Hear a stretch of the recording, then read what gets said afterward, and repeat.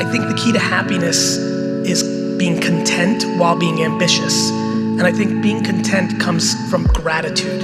I'm so grateful for what I have, and I've always been that way, that all this special stuff that has been happening doesn't mean enough to me. This is not where my self-worth comes in.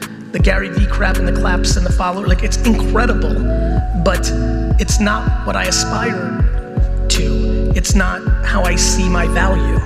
And I think the only way to be happy is to have a quiet mind.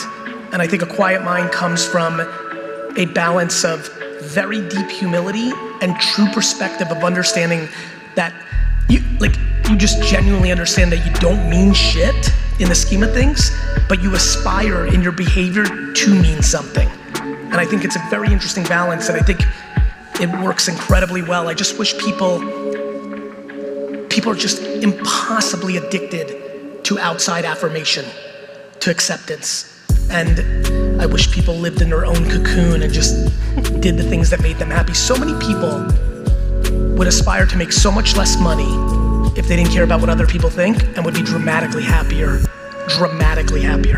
And I wish that on society. Now, what do you do when, yeah, it's a good one. They're all good ones.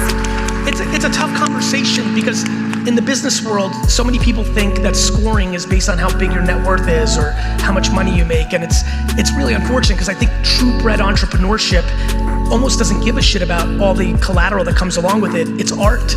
You just love doing it. And we've got to find our balance. Much like the chat I had up front, as I spend the next half decade refining what I talked to you about up there, and what I'm talking about right now is we have to change the definition of success. We have to. It cannot be the flex. We cannot put expensive watches and cars and bank accounts on a pedestal. We must get away from that. But that doesn't mean we demonize it either. We have to make it about the process of the game.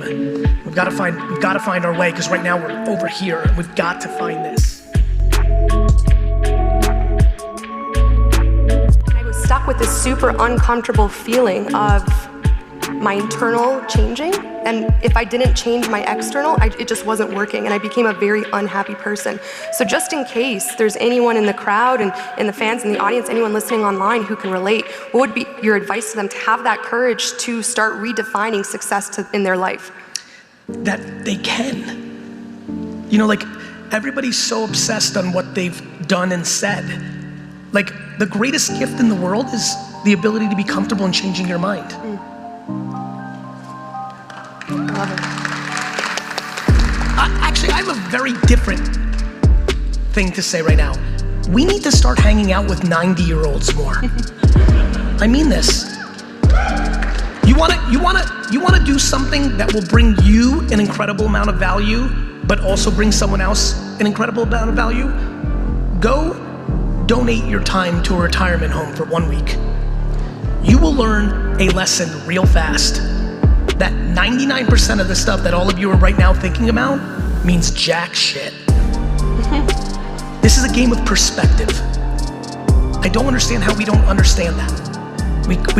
You must shift perspective into simplicity, which then makes the ability to do what we all do so much more palpable, because there's no weight on it, because it doesn't matter as much, which then inherently makes it more enjoyable.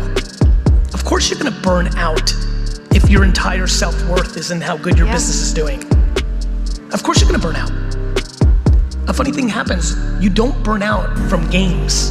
When you make your career a game, things change very quickly.